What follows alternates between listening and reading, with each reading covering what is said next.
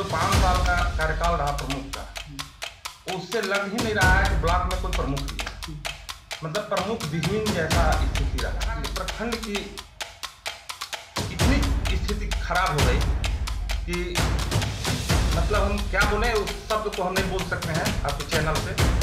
साथ है और साथ ही नहीं है, जी जान लगा कर साथ। तो यहाँ युवाओं को जो बाहर जाते हैं ITI करने के लिए, पॉलिटेक्निक करने के लिए, वो अपने गांव में अवेलेबल हो, ये हमारा 100% प्रयास रहेगा। जो सम्मान खोया हुआ उसको वापस लाने के लिए हमको एक प्रतिनिधि के रूप में लोग कहें कि हम आइए। जनता ही अपील कर रही है कि हम लोग सारे जनता यहाँ लड़ रहे हैं चुनाव, हम नहीं लड़ रहे हैं। एक लाइन में आपको और मैं बता दूं, यहाँ जनता अपील कर रहे हैं कि इनको जीता ये काम होगा। नमस्कार, आप देख रहे हैं DTV भारत और मैं हूं आपके साथ एकता। बिहार पंचायत का आगाज हो चुका है और मतदान भी आने शुरू हो गए हैं। इसी सिलसिले में जितने भी जनप्रतिनिधि हैं वे दमखम से लगे हुए हैं ताकि ज़्यादा से ज़्यादा मात्रा में वोट आ सके। इसी सिलसिले में रोहतास के नौहट्टा प्रखंड के बसंत कुमार से हमारे संवाददाता अश्विनी पांडे ने क्या कुछ बातचीत की, देखिए इस रिपोर्ट में। बिहार पंचायत चुनाव को लेकर सरगर्मियां तेज हो चुकी है। पहले चरण के मतदान के बाद दूसरे चरण में हम इस वक्त मौजूद हैं रोहतास जिले के नौहट्टा प्रखंड में। नौहट्टा प्रखंड की बात कर ले तो यहाँ दूसरे चरण में मतदान 29 सितंबर को होना है। ऐसे में बेहद कम समय है और कम समय में जो प्रतिनिधि या प्रत्याशी हैं जनता के बीच जाकर अपने पक्ष में मतदान को लेकर अपील कर रहे हैं। इसी कड़ी में हमारे साथ मौजूद हैं बसंत कुमार, जो कि BDC प्रतिनिधि हैं, और इनके घर की बहू रानी देवी अगर कह लें तो चुनावी मैदान में हैं और उनके लिए ये प्रतिनिधित्व कर रहे हैं। सबसे पहले बसंत जी, DTV भारत में आपका स्वागत है। आप बहुत बहुत धन्यवाद, आपका स्वागत जी। बात कर ले चुनाव की तो यहाँ पर अपने घर की जो बहू है रानी देवी, जिनको आप प्रतिनिधित्व कर रहे हैं, रात हो या दिन सभी जनता के बीच जाकर अपने पंचायत क्षेत्र के अपील कर रहे हैं। क्या लगता है, क्या कुछ कमियां रह गई, आप हमारे दर्शकों को बताना चाहें?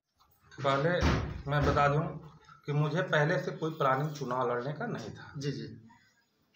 हम लोग, चूँकि मेरा यहाँ घर है, नौहट्टा पंचायत के लोग को का बहुत ज़्यादा प्रेशर हुआ कि ये जो ब्लॉक है, ये ब्लॉक बिल्कुल मतलब उसको क्या किस शब्द में कहा जाए, नहीं कहा जा सकता है।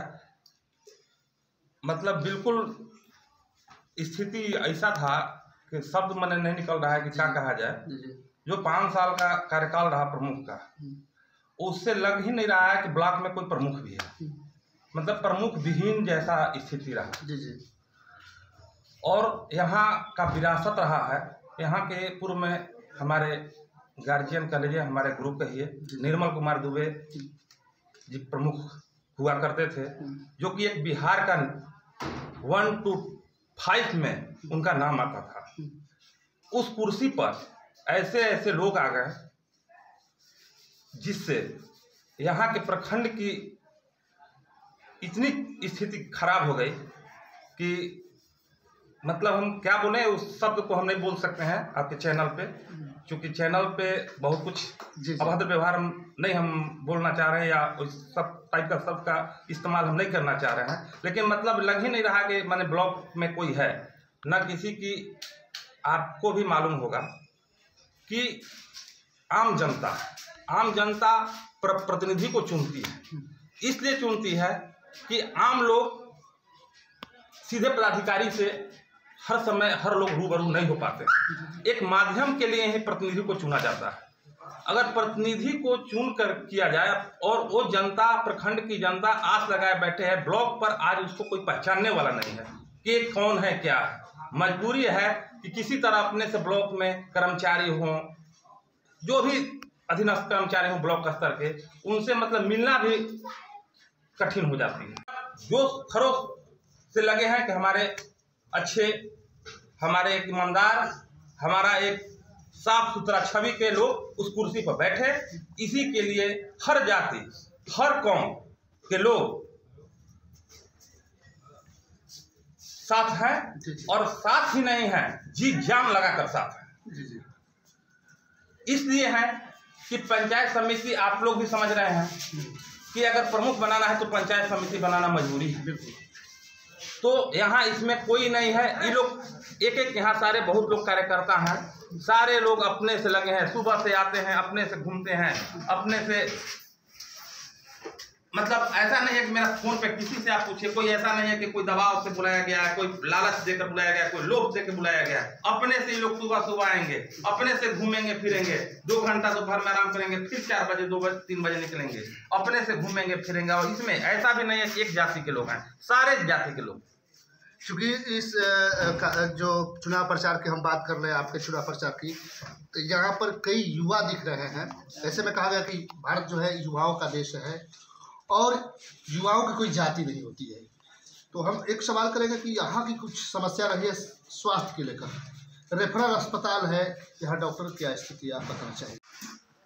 इस रेफरल हॉस्पिटल को स्थापित कराने में हमारे पूर्व गार्जियन कह लीजिए, अभिभावक कह लीजिए, गुरु कह लीजिए, निर्मल कुमार देव जो पूर्व प्रमुख थे, उनका बहुत बड़ा योगदान रहा है। लेकिन आज वो रेफरल हॉस्पिटल, जबकि संभवतः जो हमें जानकारी है शायद 40 बेडेड है, लेकिन आपका ये कहना सही है कि बढ़िया से उसमें 2 बेड नहीं है, उसमें बढ़िया से 2 बेड नहीं है।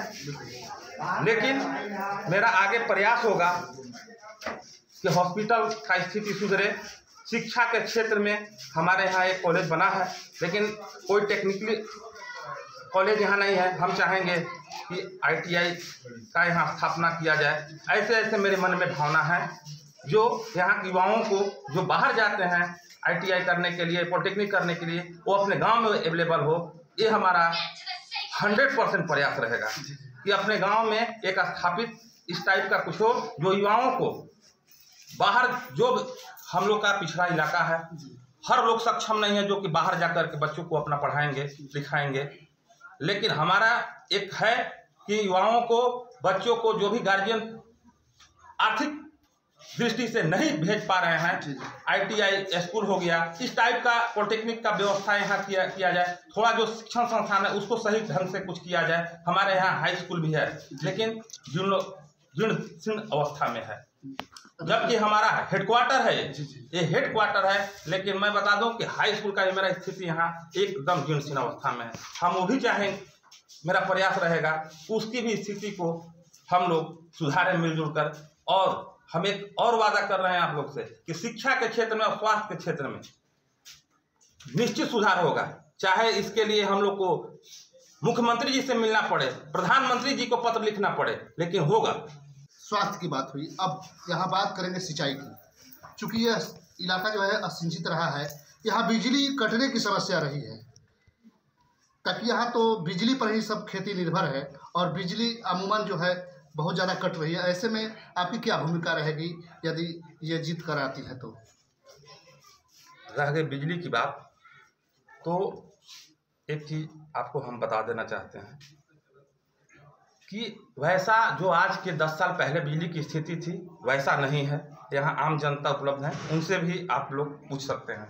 बिजली की स्थिति पहले से बहुत सुधार है, कुछ नहीं, बहुत सुधार है, इसको कोई बरगला नहीं सकता है। थोड़ी सी व्यवस्था चरमराया है, जैसे कहीं तार का है, कहीं LT का है, ये सब चीज़ को सुधार करना है। हमारे ही गांव में ग्रिड भी है, ऐसा नहीं है कि बिजली की समस्या बहुत ज़्यादा है। थोड़ा सा उसको अपडेट करने की ज़रूरत है। थोड़ा सा अपडेट अगर हो जाएगा तो जो थोड़ी बहुत फॉल्ट या जो भी थोड़ा बहुत बिजली की कमी है उसको दुरुस्त किया जा सकता है। लेकिन ऐसा भी नहीं है, बिजली आज भी अच्छी स्थिति में है। जी जी। तो अब यहाँ हम बात करेंगे, आपने प्रखंड का जिक्र किया कि यहाँ प्रखंड में जो है अधिकारियों की मनमानी रही है। ऐसे में जो प्रमुख बन जाती है BDC के पद पर जीतने के बाद, तो उसमें सुधार तो होंगे, लेकिन जनता से आप क्या अपील करना चाहेंगे हमारे DTV भारत के दर्शकों को? जनता खुद अपील कर रही है, यहाँ उल्टा है स्थिति। जी जी। नेता जनता से अपील करते हैं, लेकिन यहाँ की जनता ही अपील कर रही है कि हम लोग सारे जनता यहाँ लड़ रहे हैं चुनाव, हम नहीं लड़ रहे हैं। एक लाइन में आपको और मैं बता दूं कि यहाँ जनता अपील कर रहे हैं कि इनको जीता ये काम होगा। जी जी। और लोग नेता अपील करते हैं, लेकिन यहाँ जनता अपील कर रहा है कि ईमानदार, मेहनती, जो भी इतना मैं कह दूं कि यहाँ जनता ही अपील कर रही है कि सिर्फ हम लोग जीते और यहाँ के जो भी समस्या है, खास समस्या, उसको हम लोग खुद निदान करेंगे और जनता खुद अपील कर रही है। अब बात कर रहे हैं यहाँ की बुजुर्गों की, तो बुजुर्गों के लिए क्या व्यवस्था रहेगा आपके माध्यम से? देखिए, बुजुर्ग वैसे भी गार्जियन होते हैं, जो भी उनकी जो जैसे हैं, कोई वृद्धा पेंशन लाइन को जो भी मतलब व्यवस्था के तहत उनका आएगा, उनको सम्मान पूर्वक उनका जरूर पूरा किया जाएगा। बहुत तरह का जो भी बुद्धिजीवी लोग हैं, जो भी सम्मानित लोग हैं हमारे गांव के, हमारे पंचायत के, उनका बहुत तरह के हर, और यहाँ नौहट्टा पंचायत में मैं एक चीज और बता दूं कि कोई जात पात की लड़ाई नहीं है। बीडीसी के खासकर चुनाव में नौहट्टा पंचायत में आप लोग को भी मैं आग्रह करूंगा कि आप लोग भी एक बार भ्रमण कर लें, कि आपको ये नहीं महसूस होगा कि क्या कौन जाति से हम पूछे। सारे जाति एक हैं, चाहे वो छोटी जाति से लेकर बड़ी जाति। यहाँ बहुत सारे चुनाव में समीकरण होता है कि फलाना जाति हमारे तरफ है, ये जाति इधर है, वो जाति ये उधर है। लेकिन मैं आपको एक चीज चुनौती के साथ कह रहा हूँ कि आपको हम कह रहे हैं कि आप अपने से जाकर के पूरे पंचायत का भ्रमण कीजिए, हर जाति में जाइए। अम्बेडकर नगर एक बहुत अच्छे यहाँ लोग हैं, उन जाति में जाके पूछिए। कुशवाहा जी लोग हैं अच्छे में, उनसे जाके पूछिए। ब्राह्मण समाज है, उनसे पूछिए। जो भी पिछड़ा जाति के लोग हैं, सारे लोग से जाकर के पूछिए। कोई ऐसा नहीं मिलेगा आपको कि इस पद के लिए किसी भी जात पात के यहाँ बात, चाहे यादव हों, कोई हर जाति के मैं बता दूं कि लोग की इच्छा है कि नौहट्टा के जो सम्मान खोया हुआ है उसको वापस लाने के लिए हमको एक प्रतिनिधि के रूप में लोग कहें कि आप आइए। क्योंकि एक प्रतिनिधि जब तक नहीं, आप लोग को भी मालूम होगा कि प्रमुख बनने के लिए एक संवैधानिक प्रक्रिया होती है, जिससे कि आपको मजबूरी है कि पंचायत समिति का सदस्य बनना मजबूरी है, तभी आप प्रमुख बन पाइएगा। लेकिन यहाँ के लोग को मैं बता दूं कि ऐसी स्थिति है कि मतलब रिजल्ट 2 तारीख संभवतः शायद है, 1 या 2, उस दिन आप लोग भी सासाराम के ही हैं, वहीं तकिया में आपका मतगणना होगा। वहां आपको मतगणने के दिन पता चल जाएगा कि नौहट्टा के लोगों की क्या इच्छा थी। प्रमुख के लिए यहाँ सीधी लड़ाई है। कई प्रतिनिधि है, लेकिन एक दायित्व आपका भी बनता है। पर यदि बीडीसी पद पर वो जीत जाती हैं तो प्रमुख अगर बनने के बाद कुछ दायित्व जो है बढ़ जाता है। ऐसे में गरीबी इलाका होने के चलते कई घर ऐसे हैं जो प्रधानमंत्री आवास योजना से वंचित हैं। इसको लेकर क्या आपका जो है सुझाव रहेगा, या आप क्या कर पाएंगे?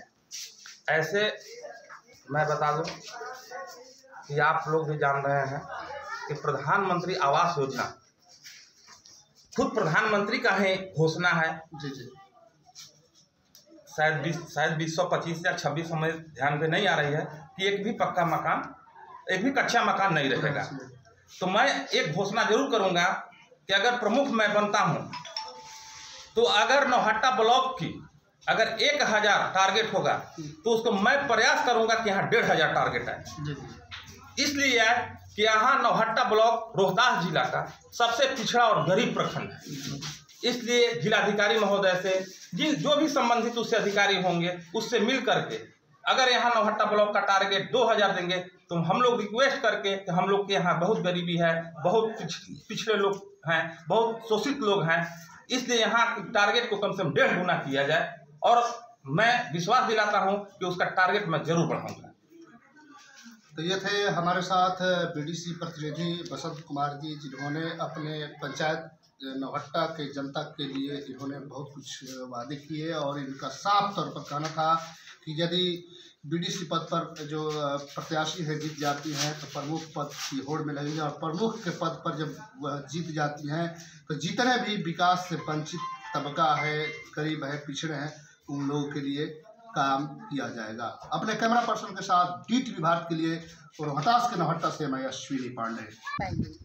मेरा वादा है वो जीत पाएंगी, उनको ऐसा स्वभाव है, उनको पूरे परिवार का वैसा स्वभाव है, वो जीत पाएंगे।